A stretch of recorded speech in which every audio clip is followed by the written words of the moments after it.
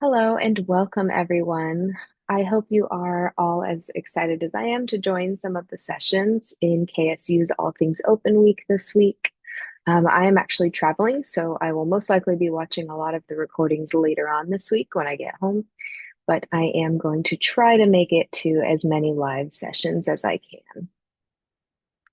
My name is Tiffani Tijerina, and I am an alumna, actually, of both Kennesaw State and Texas Tech. So I'm thrilled to be keynoting this event. Before I jump in here, I do want to just apologize to you all. I had every intention of delivering this presentation to you live, but I had another important commitment come up on kind of short notice. And so, since it wasn't possible to move the schedule around to accommodate it, I recorded this presentation for you all and will be making myself available to answer questions for the rest of the week on Discord. So, as I said before, I am an alumna of both KSU and TTU. And KSU was actually a home to me in various forms for almost 15 years. I completed my bachelor's degree in the English department, completed an undergraduate internship with our Radau College of Humanities and Social Sciences former Office of Distance Education.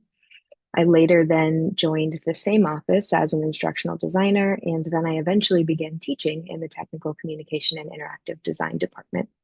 And KSU just holds a special place in my heart because I met my husband there and a lot of lifelong friends. And TTU was a virtual home then to me for 5 years as I completed my PhD in their online technical communication and rhetoric program just last semester. And so, similar to KSU, I walked away from that program with new friends and strong academic connections, like you should in a PhD program, right? But currently, I am a visiting lecturer at Georgia Tech teaching technical writing. But regardless of where I've been over the years, one thing has remained consistent. Open education has been a core aspect of my teaching, research, and work. Throughout the years that I was at KSU, I worked on 12 Affordable Learning Georgia grants, including several focused on a highly successful open textbook that I still manage today. And I'll tell you more about that in a few minutes.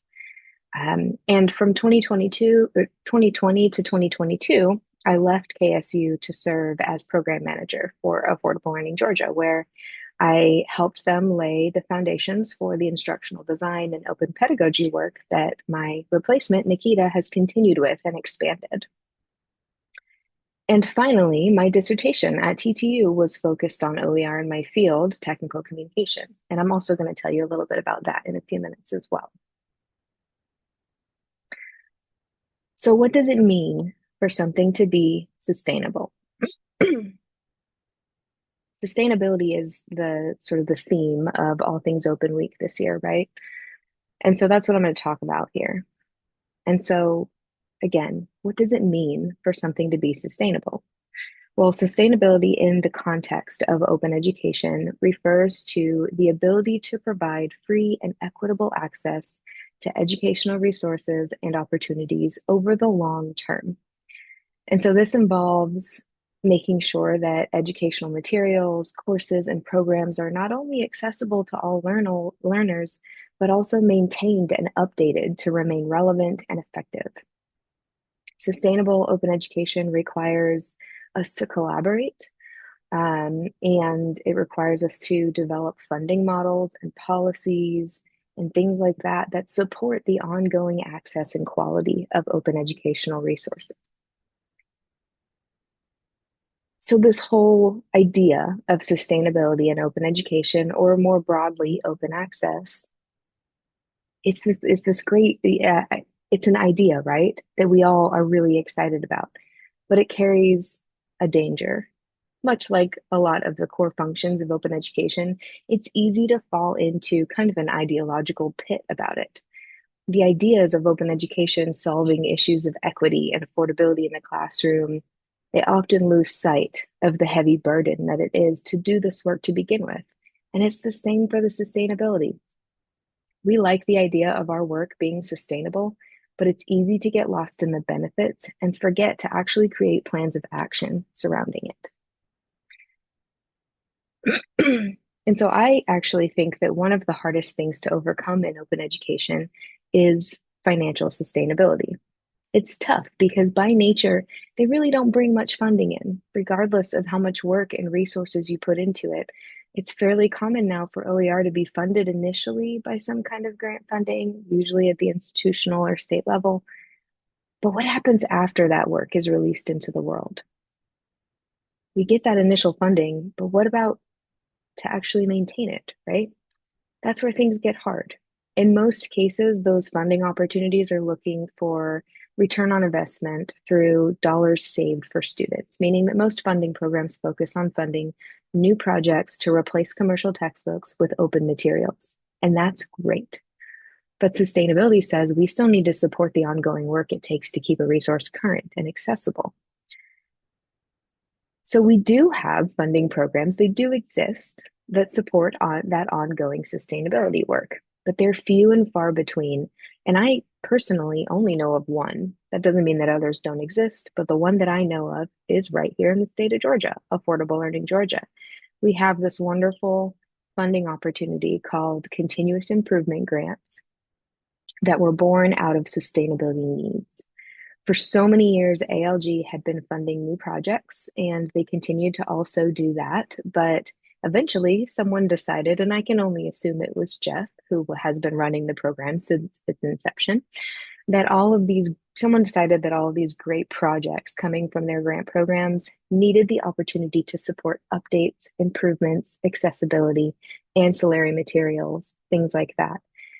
And thus, continuous improvement grants were born, although they were originally called mini grants because they are a smaller amount of funding. And so let me tell you a story to demonstrate how these continuous improvement grants support sustainability of open education. Open technical communication is my pride project, my baby. Back in 2015, super early in ALG's funding opportunities, Dr. Tammy Powell led a big grant project for 4 technical writing instructors, plus me, an instructional designer at the time, to update and remix an old online textbook and replace a very expensive text that they were using at the time. I think the old text was probably about $120 brand new back then, but the same one now is closer to $170 brand new. So anyway, we did that, and we published the first version of this open textbook using SoftChalk Cloud lessons and an HTML landing page because that's what we had available to us. We had a fun working title. Back then it was called Sexy Technical Communication. And sometime after the initial publication of Sexy Technical Communication, I then took over as project manager on it and have been ever since. But since its original publication in 2016, this open textbook has undergone one more transformation grant. So we had the original one, and then we had one more. And these are the larger creation grants offered by ALG. It's what funded, again, the original remix. And then it later funded us to scale it up and make it the required textbook in all sections of technical writing at KSU. But then we also have had several continuous improvement grants. And through all of these additional funding opportunities offered by ALG, we were able to modernize the publication medium by first updating the chapters to a newer version of SoftChalk Cloud, and then eventually to OpenALG or Manifold, which is the interactive ebook platform that ALG hosts. We also took steps to make the book accessible, streamline the design and formatting, create ancillary materials, and other improvements over the years. And we scaled up its use to make it the required textbook in all sections of technical writing at KSU. And that was through the second larger grant. And part of that was actually us integrating faculty in the technical communication and interactive design department to help support that implementation. We had the faculty help us out with ancillary materials to create buy-in. And then in 2022, this textbook won an international award for our continuous improvement work. Okay, so essentially we won this award for sustainability. And so now, almost 10 years since Tammy started that first version of the textbook project, we are finally working on an official second edition supported by student involvement, outside experts, and generative AI technologies. And this time it's actually supported by college level grant funding. It's a smaller grant amount that we're using. Open technical communication is a model of sustainability in open education. I'm not going to I'm not generally one to brag about my projects, okay? But open technical communication deserves it. We've done a really good job with this. But you might be thinking, but Tiffani, do you mean to tell me that sustainability is all about finding grant funding? And the answer is no, it's not. It is one of the main drivers of sustainability success right now, but that's only because we're still struggling in other areas of sustainability too. Which brings me to my dissertation. Remember, I said I'd tell you about that. I'm not going to get super deep into it because I think that would probably bore you to tears, but I am going to share a little bit about my study and some of the more interesting results because they're related. They connect back to improving open education sustainability. So when the conference organizers contacted me to invite me for this keynote, I was buried in the final stages of my dissertation work, which I happened to be doing on OER in my field in technical communication. And in TechCom, there are only a handful of articles on open education, and most of them were written by me or others from the open technical communication team. So for my dissertation, I needed to start way at the beginning in order to kind of create that foundation to build on for future OER work in my field. So I studied barriers to OER in technical communication programs. I surveyed and interviewed program administrators from different TechCom programs throughout, across the country. And so I was looking at that program level leadership point of view. And then I also did an analysis of institutional policies and procedures related to OER. And so I was kind of looking at barriers to OER work from all angles, including barriers to sustainability. So here are a few things that I learned. The definition, okay, the first thing, one of the first barriers that the first barrier I talk about in my dissertation, the definition of OER varies depending on who you ask. And in my opinion, all of those definitions are valid. I wholeheartedly believe in Natasha Shitena's, I hope I'm pronouncing that correctly. I'm probably not, and I apologize for that. But I wholeheartedly believe in their social construction of openness. In my study, I found that some program administrators defined OER as just anything freely available for use in a course, and then others were defining it with more strict stipulations, including open licensing or even institutional investment. So like having the institution to actually back the resource. But in theory, how we define OER shouldn't have much effect on decisions to adopt them, but it does have a heavy effect on what we can do with them, what our leadership thinks of them, and how supported they are on our campuses, which in turn affects sustainability. Second, support for OER work, particularly in non-STEM fields where funding is much lower, varies. Some institutions have personnel support like OER librarians and instructional designers. Others have neither. This is not news, at least not to me. But funding priorities can create complicated environments for initial OER work, as well as sustainability for that work. For example, it's common for programs to develop in-house textbooks, right, through well-known publishers, I don't know, McGraw-Hill or whatever. And then they sell them to create discretionary income for the department. They typically sell them for less than what they would charge for a big textbook, but they're still selling them, right? Students are still buying this textbook that the department created. And the thing is, in our current uncertain funding environment that we are living through at the moment, that need for income is becoming increasingly heavy. We need funding. We're worried about funding right now, right?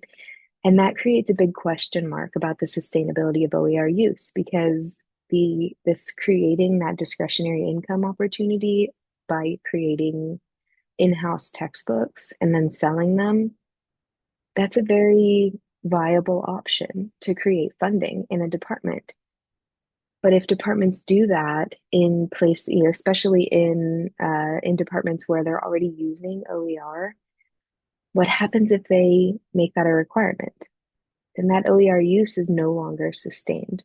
So it's kind of creates this question mark. And this whole funding situation, it's a little scary when it comes to sustaining some of the things that we've been working on over the years that, you know, require funding to be a little more stable.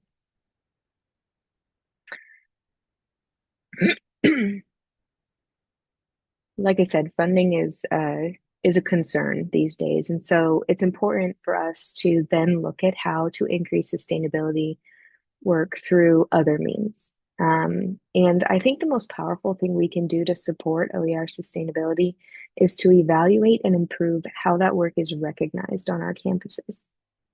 Recognition is one of the most prominent barriers to OER work, particularly for pre-tenure faculty, because it rarely counts as scholarly activity for tenure and promotion portfolios. It's common for OER to be considered a measure of teaching excellence, but not of scholarship, because it's less common for OER to be peer reviewed.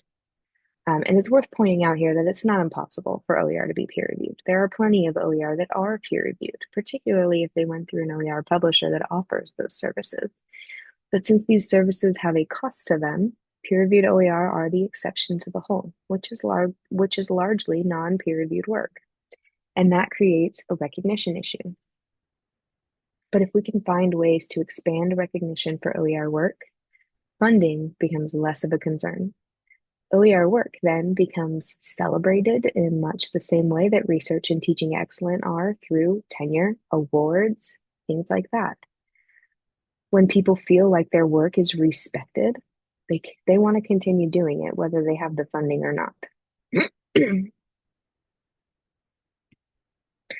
Copyright and intellectual property policies are arguably one of the most misunderstood policies set by university campuses, and that's important. It's really important for us to understand these policies, but they're not. They're mostly misunderstood, and I think that's evident by how often we hear about faculty who are like worried about their institutions taking their course content, sharing it without their permission. That's a common, I feel like that's a common thing that we hear about, right? We're worried about someone taking our work and using it without permission. But the thing is, most institutional policies on intellectual property of works created with institutional resources, okay, and particularly if they're supported by extra funding, okay, at most institutions, that work is either owned by the institution or the copyright is shared between the institution and the person who created it. There is an exception for student-generated work, of course. In most cases, if a student creates something in their classes, even if they later share that work, it is owned by the student unless they sign that copyright away. But while there are several concerns with these kinds of policies that we worry about, I think the biggest concern is just the misunderstanding of them. It is extremely common for faculty and even program level administrators to either not know what the intellectual property policies are or to assume something completely incorrect. And that is an ethical issue as well as a barrier to sustainability. If faculty aren't familiar with the intellectual property policies related to their OER work, how can they accurately license their content? And what happens to the OER if the institution discovers a violation in intellectual property policy down the line? So, for example, if the intellectual property policy says that it is joint owned by the institution and the faculty member, or also if the policy is that the institution owns the work, does the faculty member have do they have the authority to assign an open license on something? There's a question mark there, right? There are obviously different things that can affect that. So, for example, with Affordable Learning Georgia grants, there is a requirement in them that work is supported, it is assigned an open license, and that would trump, right? That requirement would trump institutional intellectual property policies because they got the grant funding, right? But that's not always the case with various grant funding, especially when it's not OER specific grant funding. And so you have this question mark here. What happens? What happens to the OER if you, the faculty member who created it, weren't actually supposed to put an open license on it? Is it technically open license to then? Can the institution take it away? What does that mean? So those are some of the issues surrounding OER sustainability now, okay? But what now? What do we do with that knowledge? We we attack them head on. Here's some of so these are a few ideas that came from my research participants on how we can combat some of these barriers. The first one is take baby steps. Sustainability of OER through updates, improvements, things like that. It doesn't have to happen all at once. Look at open technical communication. We steadily improved our work and we continue to improve our work with smaller, targeted improvements each time we work on it. OER are in our control, the people who created them. So there's no reason that we need to follow publisher models of long revision cycles and do everything all at once. Take baby steps, make revisions as they come. Second, if you're a faculty member looking to do some OER work, read and understand institutional policies surrounding intellectual property. Inform yourself. If you're a support person on your campus, consider creating professional development that is specifically geared toward your institutional policies and procedures that affect OER work. And not just the intellectual property ones. There are other policies that faculty would benefit from learning about and from truly understanding. And I can give you a few categories to look for to get you started if you're interested. Just shoot me an email for that. Um, that was something that was what I did in my dissertation was I looked for specific policies. Third, if you have only small amounts of funding available at your institution, make it count. Use those opportunities to their full benefit and get creative with how you spend that money. Find ways to work smarter, not harder. This summer, I'm getting ready to work with Tammy from Open Technical Communication to use student workers and AI to help us maximize the small amount of funding and time that we've been awarded. And I think it's going to work. She's created a really great plan to make this happen. So I'm excited to work with her on it. Fourth, support recognition of OER work on your campus.